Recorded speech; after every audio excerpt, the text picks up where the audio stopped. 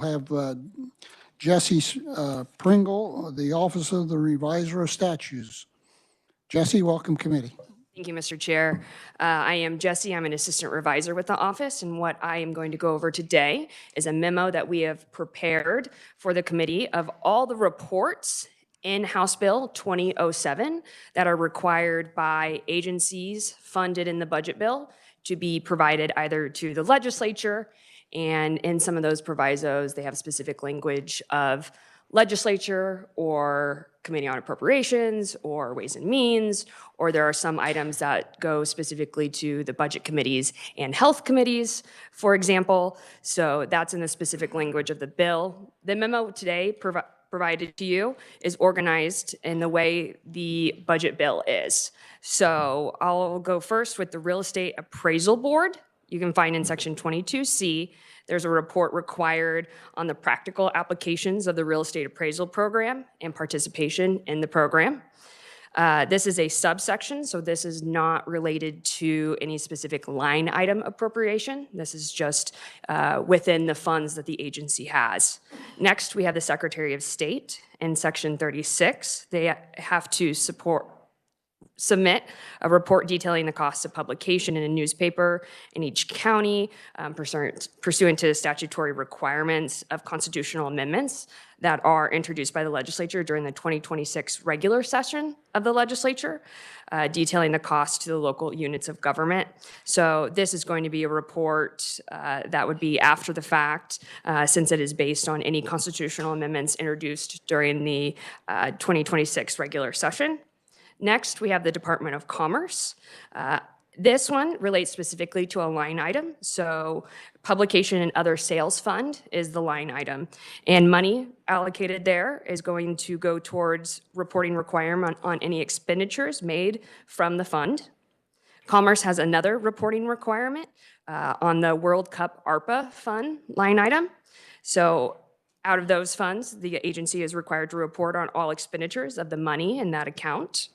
Next, we have the Kansas Department of Health and Environment, the Public Health Division. There's money allocated to a child abuse review and evaluation program. The agency is required to report to the legislature on services provided under that program with those account monies and the location of services provided by that program.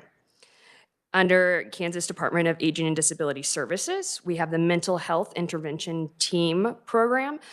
So this is quite a lengthy proviso. And so in this section at the very end, it requires that KDADS report to the legislature on the mental health intervention team for the previous school year and items related to the implementation of that proviso.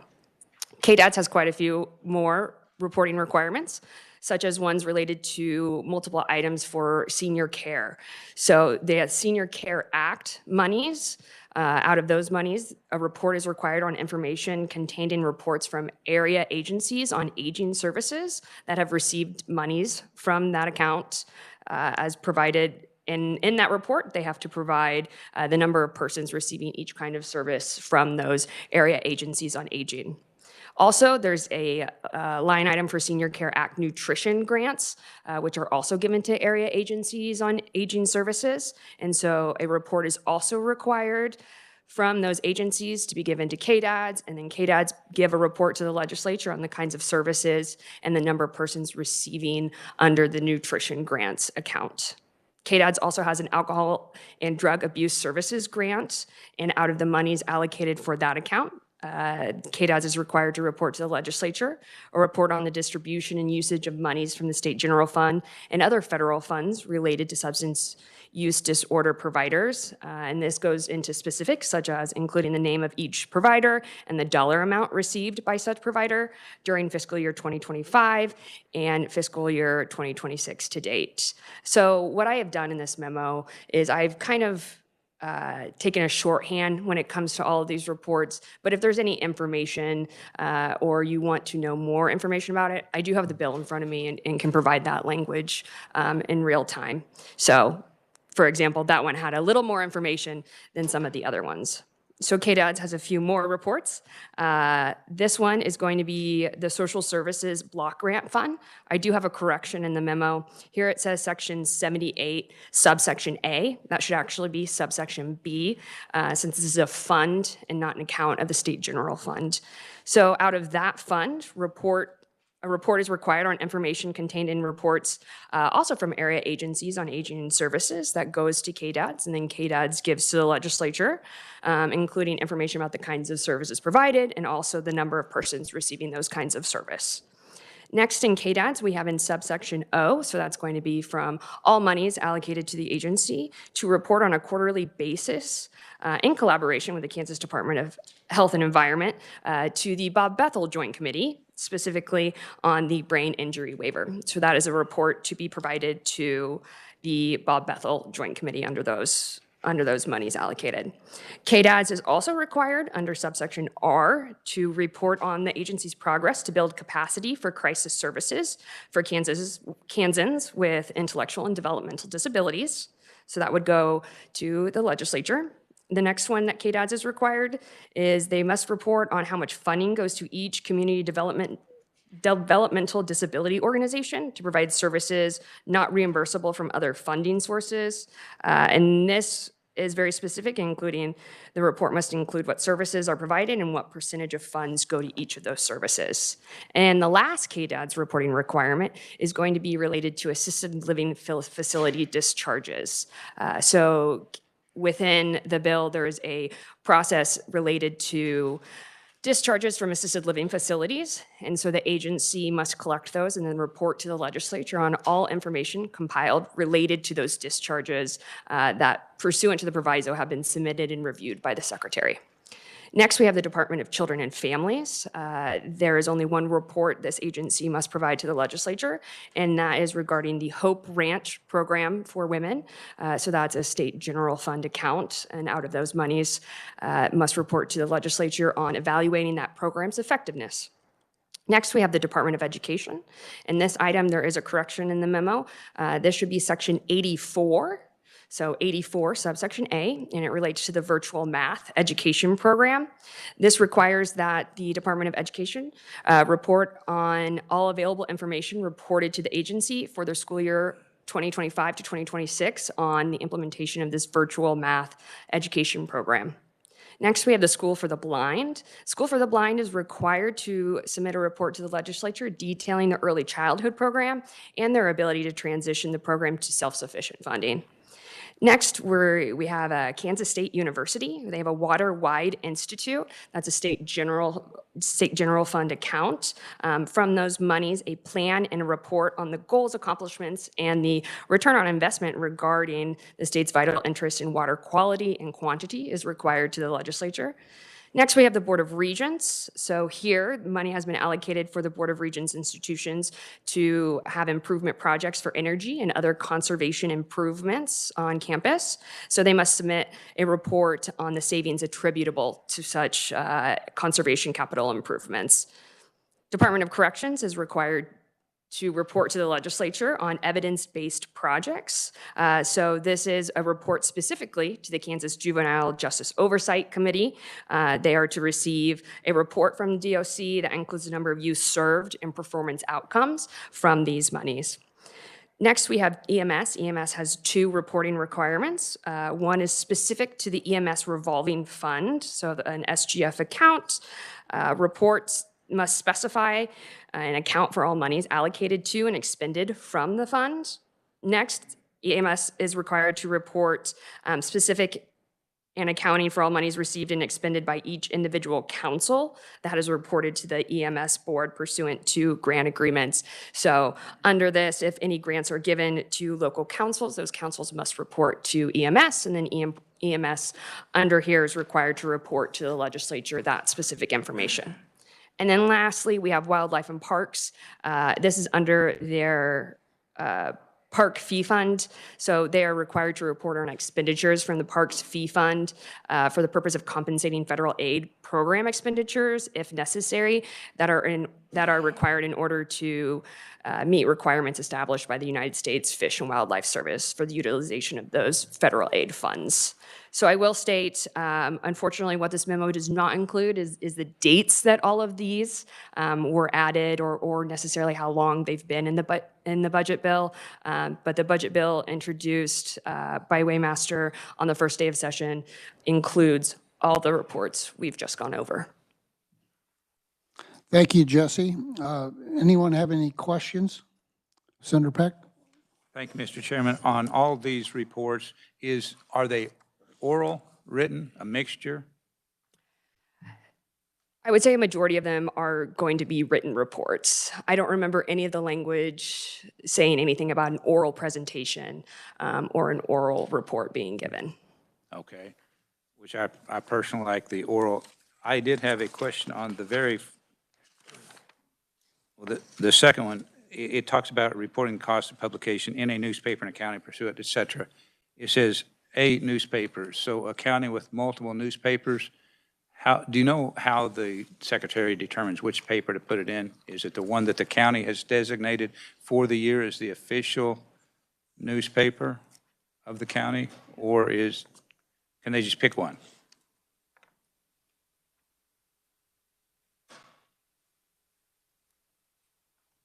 Let me look at the budget language real quick. Thank you, Mr. Chairman. Senator Alley? Thank you, Mr. Chair. Certainly a lot of reports, a lot of data to go through. Are any of these audited, or do they have a requirement to be audited, any of these agencies? So the question is whether When they produce a report, is there someone that checks the report? Do we audit that report to see if everything's okay with that report? Sure. So the current process is that these agencies are required to send these reports to the legislature and the committees. I do not know of any mechanism other than committee assistants just receiving those reports to determine whether a report has been submitted or not. And may I respond to Senator Peck? Sure. Yes. So it looks like the language in the bill says a newspaper in each county pursuant to KSA 64-103. So yeah, the language says a newspaper. Whether or not that conflicts or it complies with KSA 64-103, I don't know. But the reading of the language does say a newspaper, but I also don't know the Secretary of State's process for determining that. But that would be the statute to look at that likely governs that process. Senator Petty?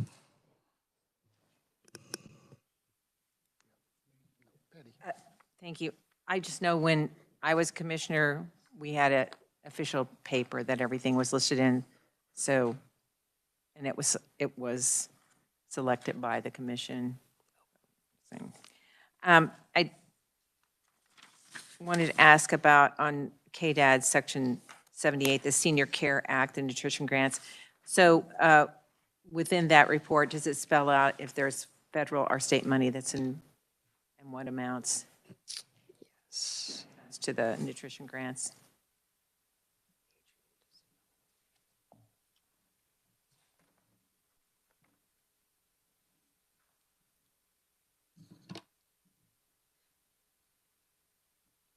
So the language in the budget bill, when it comes to at least the first Senior Care Act one, states that the report shall include information about kinds of services provided and the number of persons receiving that kind of service.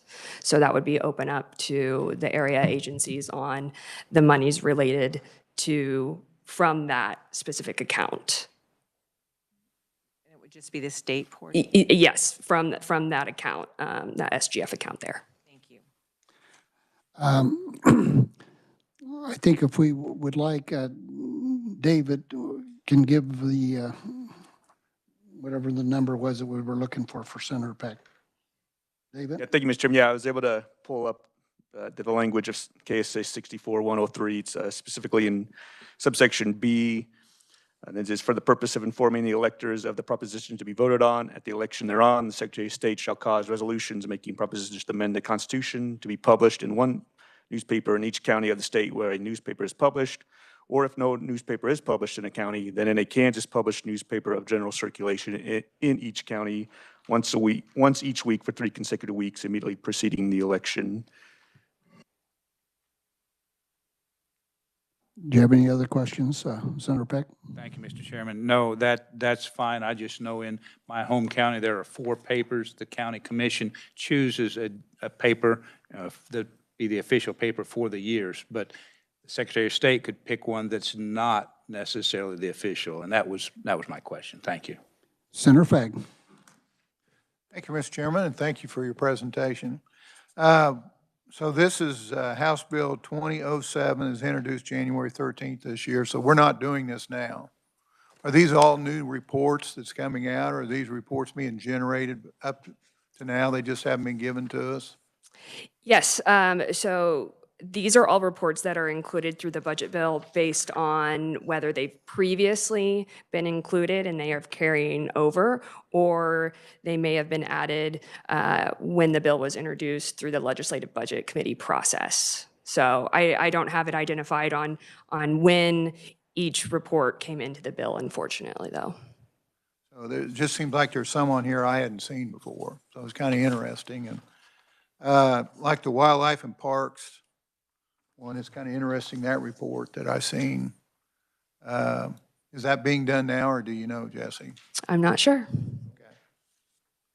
And I had down paper versus internet. You know, when we start doing all this and these reports, if these got to go, it'd be nice to think about whether it's paper or internet for cost purposes, you know, on a lot of this stuff, because there's a lot of money involved there. So, thank you.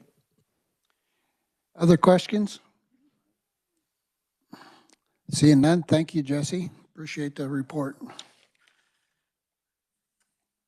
Committee, we're going to move on to final action on Senate Bill 14, and I'm going to have to excuse myself for 1 minute. I left it on my desk.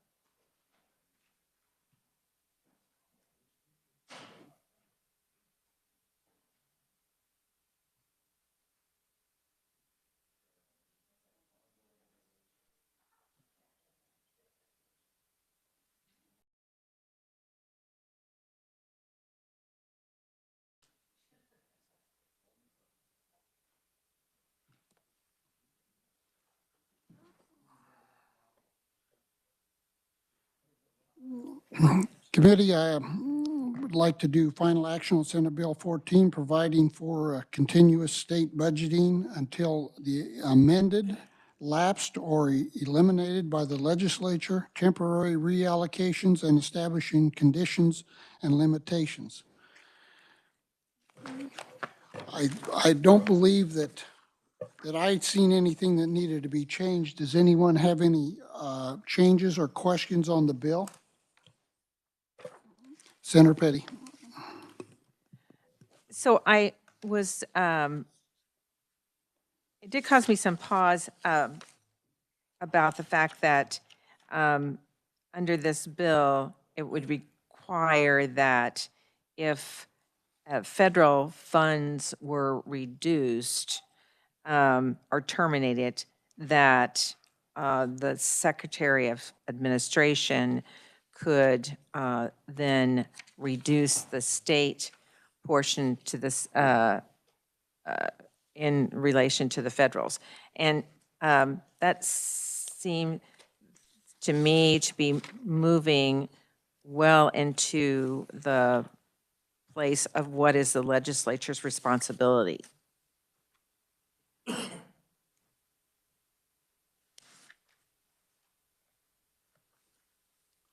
Do you have a question?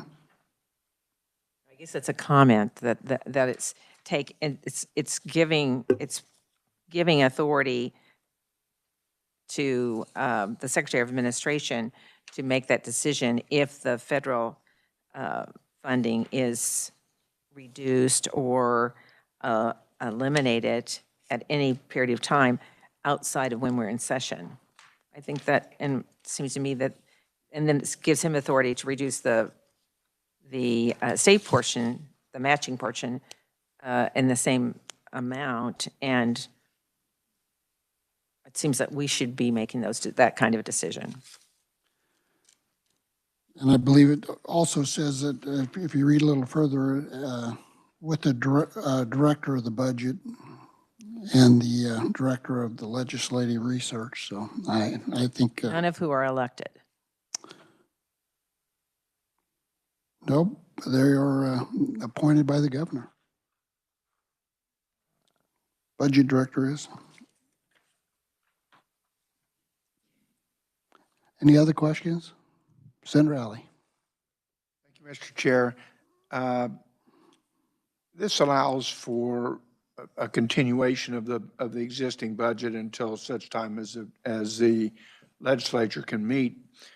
But is there a end to this? Is there, I mean, how long does that go on? I mean, could it go 2 years?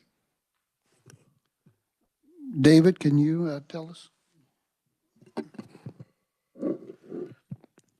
Thank you, Mr. Chairman. Currently, as introduced, the bill does not specify any end date. It's just a matter if the legislature doesn't, and the governor do not enact a budget bill, the preparations continue until the legislature takes some sort of action, whether it's the next session or sessions thereafter. Senator Alley. So if that is correct, are we setting ourselves up for a impasse and no budget for 2 or 3 years? Could be. Okay, we can't agree on the budget for this year. We'll just use the existing budget till next year. Is that really what we're talking about here? David? Mr. Chairman, yeah, it would be if there is no budget passed, enacted into law, the prior year's budget would carry forward until amended, lapsed, or eliminated by the legislature. Senator Alley. And so really what we're doing is setting up a way that the government could continue to operate until such time we could pass a budget. That's what this bill does. And thank you. Senator Peterson. Yeah, I may be misunderstanding on page 3, lines 8 through 15. Could I get an explanation on that? David?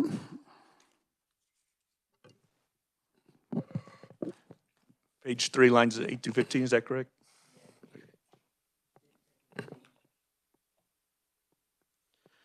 Yeah, this relates to some of those temporary reallocations that the Secretary of Administration could make to kind of balance those cash flow amounts in accounts to not, if one gets overdrawn, they could pull money into from another account as long as it doesn't impact the cash balances of the second account. And then there's, in addition to that, the Secretary of Administration may permit an additional 3% of the amount authorized to be expended or transferred by demand transfer from the State General Fund. Calculate that to be used for temporary reallocations, but only if the reallocation is for a period not to exceed 30 days. So this would be sort of a real short term. If they really needed additional cash flow to make a certain payment or something for a 30-day period, they can, Secretary of Administration could grab an additional 3% above the amounts that are limited in the bills.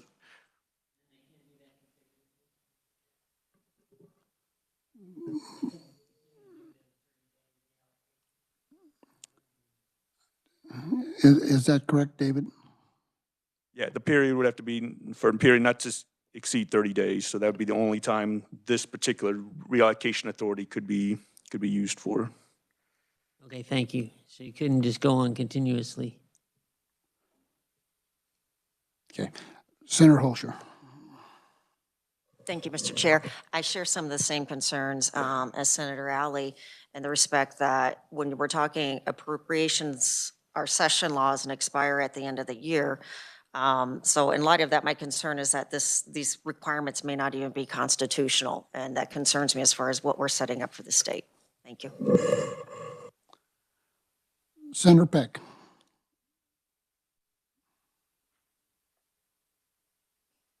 I'm sorry, Mr. Chairman, I thought you said fag. And I thought, well, why in the world is he not saying something? And then he's looking at me. My voice doesn't carry very well, so I apologize.